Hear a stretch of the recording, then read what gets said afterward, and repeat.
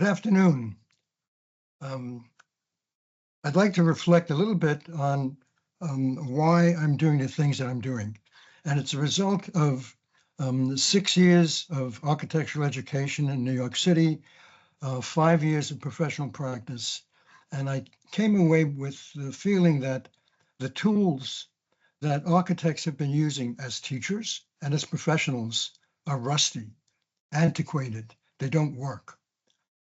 We develop a language where we can only communicate with each other. Nobody understands the words that we use. The most recent word that's been very common around the world is charrette. Now, nobody really knows what that is unless you're French and may have gone through architectural education. But then we have to define what it means. If you have to define what it means, what you're saying, it's really a kind of an elitist approach, which is totally inappropriate for architects. So I decided some years ago to develop new tools, tools where people understand what the issues are. People can communicate directly with architects because they communicate using the same language. And the toolbox that I describe is called design games. One of the reasons I use the concept of games, as a youngster playing Monopoly, I enjoyed the idea of people getting together, fighting and arguing and winning. Now, one of the limitations of most of the games that we play is that there's no transfer. The rules of the game don't transfer to real life. The rules of the game begin to suggest that there are winners and losers. So I think in the design process, you don't want losers, you want winners, because losers later on tend to sabotage the process. So everybody has to win, and everybody has to be able to communicate. Now, the work that I've done ultimately was originally written in the mid-70s, and this has been the model that I've used for teaching design studio. But I'd like to talk about one particular project, because the projects are really where I test the ideas that I can use in the studio. Now, the design games concept was originally developed by me in 1975. It's been translated into Korean and Japanese, and more recently into Russian before the war. Now, next, please. Next. Next, yes, thank you. Okay, I don't know if you can all read that, but that describes the town of Nano in Japan. Now, I've been doing a lot of work in Japan, primarily because the Japanese culture is based on games. Everybody in Japan plays games. And so a group of people from Japan around 1989 came to the United States. They went to Berkeley, went to New York, and then they came to Raleigh, North Carolina, because they heard I developed games. So we played some games, and they wanted me to come to Japan to start training programs with community folks in the concept of games. So that caught on, and consequently, I was doing projects throughout Japan. Now, one of the constraints that I had is that my wife wasn't too happy with my traveling so frequently and for so long. So we established an arrangement where I'd be away for no longer than 5 days at a time. And that allowed 2 days for travel and 3 days for work. So I had to develop projects that I could complete in a period of 3 days. And what I'm going to show you is one project. It was done a number of years ago, but most of the projects that I've done, I try to follow up every 10 years, every 20 years. And projects that I've done outside of the United States, I can follow on Google Maps. So this is a town. It was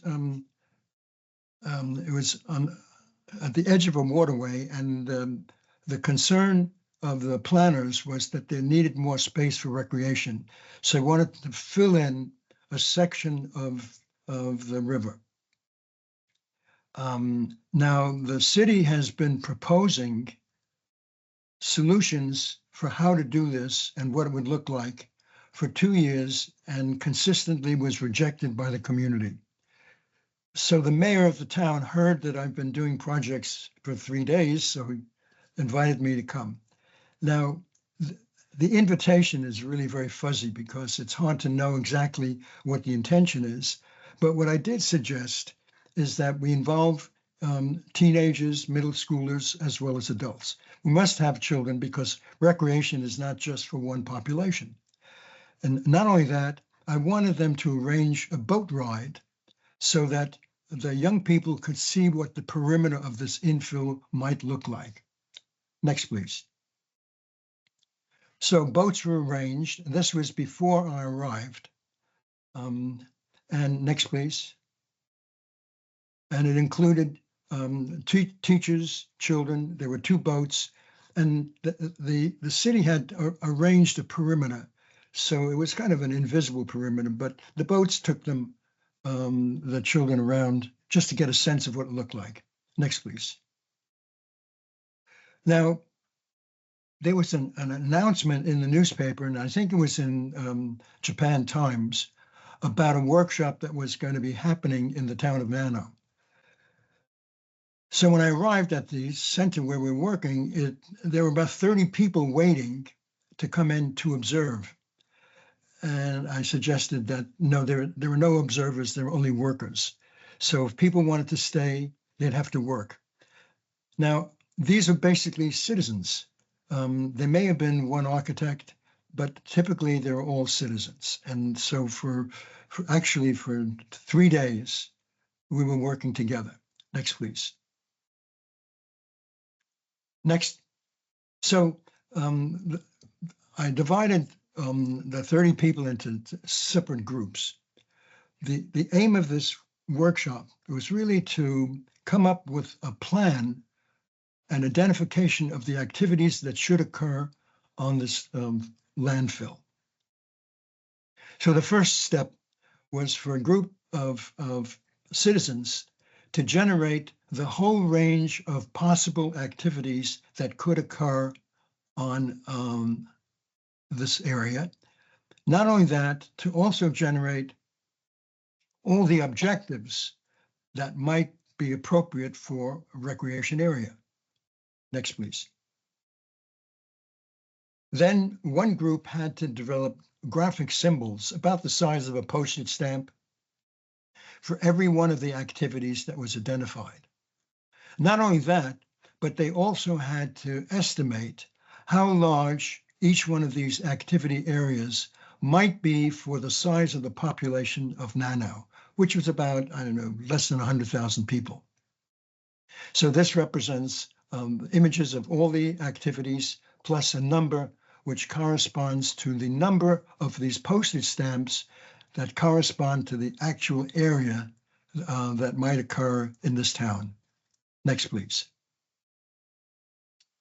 So what's particularly interesting is that everybody got involved in creating graphic symbols. Now, interestingly enough, it's quite typical in Japan for very young people to learn how to draw, and it continues up through old age. If you've ever been to a conference in Japan, you would see that people wearing a conference badge would also have a caricature of their face. So people are very comfortable drawing, unlike the United States, where drawing is terror. So everybody's developing these symbols. Next, please. And here are a package of the symbols. This is what it would look like. And what they were going to do is actually locate these activities on a base map. Next, please. So here we're establishing the perimeter of the infill area. And this is like a planning team and interpreters, because I don't speak Japanese, and these were the few people that spoke English. Next, please. Then we arranged for a workshop, community workshop, to occur in a shopping center adjacent to the site where the recreation area is going to occur. Next, please. And about 60 or 70 people came. It was a Sunday morning. And there are always small groups, no more than 6 people. In all the work that I do, 2 things that are important.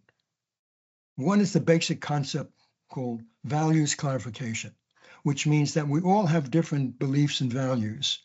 And the small groups allow each of us, each of the participants, to really discuss what they think is important. So there are rules, and the rule is that they all get a list of all the possible objectives for a recreation area. Then each person has to select about 3 or 4 objectives that they think is important. And then as a group, they have to agree, which means they begin to kind of express their own feelings, they fight and they argue. This concept is called values clarification. The beliefs that people have to be shared. And it's important that these beliefs are shared so we can move on in a very positive, effective direction. This is the key to the entire process of collaboration, of engagement, of participation. Values clarification. If people don't agree, and they can't agree in a large group, they can agree in a small group. Never more than 6 people. Between 3 and 6 is perfectly okay. Next, please. Here I'm just talking to the young children, trying to explain the way the process is going to be working. Next, please. So once the group has agreed to 4 objectives, then they have to match 3 or 4 activities to each objective. And so they have a whole set of activities. They cut out the postage stamps representing the amount of area appropriate for this community and locate these activities on the site map. Next, please. So young people are working together, so they're not intimidated by adults because their teachers are there, their parents are there, and they're going through a process where they have to agree to the activities and the location. Next, please. Young women are working together. This group actually built a 3-dimensional model. Now, what's happening in this process is that they're learning about trade-offs. If you try to define a trade-off, people won't understand it. It's a really complicated concept. But when they start locating the activities on the site, they will find out that they won't all fit. So they have to decide which is the most important, and can they reduce the size of some of them? So basically what they're doing is making trade-offs. So the direct experience of doing it is a lot more powerful than trying to explain the concept of a trade-off. Next, please. Then each group presents their plan, where they've located all the activities on the infill. Now, this was the second major day. This was in the morning. In the afternoon, next, please. All the work was presented to the entire community. There were about, 500 people that came to this auditorium in a museum. And I described the process that everybody went through. Next, please. And then there was a moderator who interpreted what I was saying into Japanese.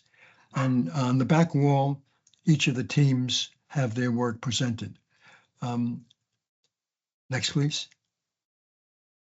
Can you go back one? Back one slide. Good.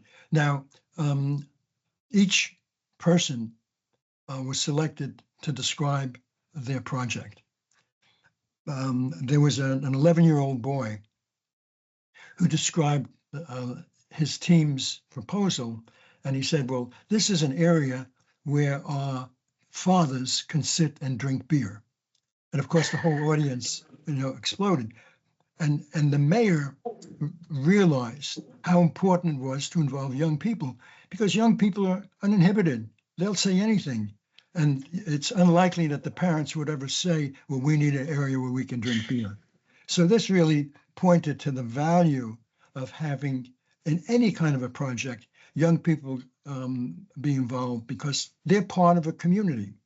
Next, please. Then the team of Japanese people from government, and there may have been one or two architects, developed a basic site plan. And the mayor looked at it. Next, please. Well, this is the actual aerial. The mayor realized, and he said, well, this is what was being proposed by the government planners for the last 2 years. And I told him the difference was that this proposal came from the community. They know why every activity was located where it was. And the whole concept of empowerment became very clear. It was community driven. And I usually have an agreement with communities. When I spend 3 days, I'd like to see some results within 1 year. Next, please. So it was built in 1 year. Now, what I also like to do is go back every 10 years or so to see what, if anything else has happened. Next, please. Next. Next. And this is the most recent picture. So the community has been building this using the same strategy. It's community driven. It's based on the fundamental principles of participation. The idea behind this work is that there's a well-defined process where everybody has an opportunity to participate. The small group process is not only based on values clarification, but it's also based on diffusing aggression. Because many times political leaders, religious leaders, key people can dominate an entire discussion.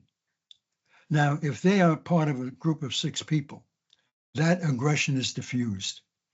So that the two important concepts behind the small groups is really values clarification and the diffusion of aggression. Now, there may be other ways in which you can achieve it, but I found that this is the most powerful. Now, there's a book that just came out a couple of weeks ago called Participatory Environmental Design. And it includes about a dozen projects that I've done in Japan, in Mexico, and Australia, going back after 10, 15, or 20 years to see what the results are. So I think this is why my experience in teaching has been effective, but not necessarily agreed upon with my colleagues. First of all, there's a principle by an education psychologist named Howard Gardner. And he talks about multiple intelligence, which means that all people are different. Some are analytically oriented, some are kinesthetically oriented. And the purpose of education is to identify these strengths. Now, in architectural education, everybody's doing the same thing all the time. Everybody's competing with each other. And then you have people that are very good and people that are not very good. And my view is that students cannot fail, only teachers fail. And when I started teaching, I began to talk to each of the students. I started with a group of 50 students. They're ready to graduate. One student wanted to quit because he had ulcers because of the ridiculous rituals that go on in design studios. Another student said that he's in architecture because he couldn't spell agriculture, so they put him in architecture. Another student was a C student. All his previous faculty said a solid C student. That means like average. And as soon as he opened his mouth, he was brilliant. This student had an incredible sense of planning, of political issues. As a matter of fact, I kept him with me for about 5 years because he was so good. He was a class leader immediately. But he wasn't really a talented designer and he wasn't interested in being an architect. And so every student was different. And we had a 50-year reunion 2 years ago of all of these students in the same studio. And they were all doing different things. 3 out of the 15 students were architects. They were administrators, they were planners, field supervisors. One was a public school teacher.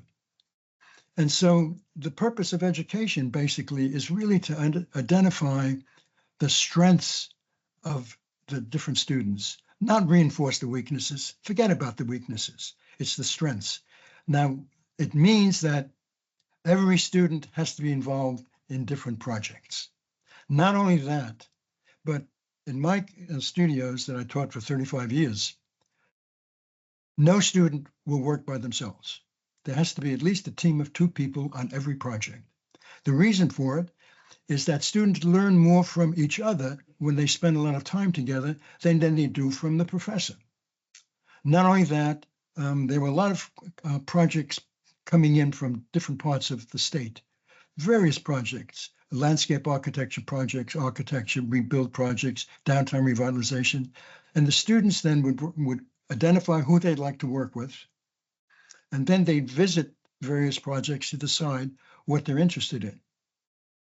I never went to see any of the projects. The people who invited assistants never saw who I was. The students were in charge of everything. I met with them regularly. We had videotapes of their workshops. Their presentation was to the community. We also did presentations to the other faculty. But the whole idea was that students were in charge. They were in control. And I did several studios with second-year students and third-year students. It didn't make any difference. The level of drawing might have been different, but the energy and the interest and the commitment was the same. So it's not specifically oriented towards senior students. It could be done in high school as well. So thank you very much. I don't know if there's any time for questions, but I'll be happy to answer them.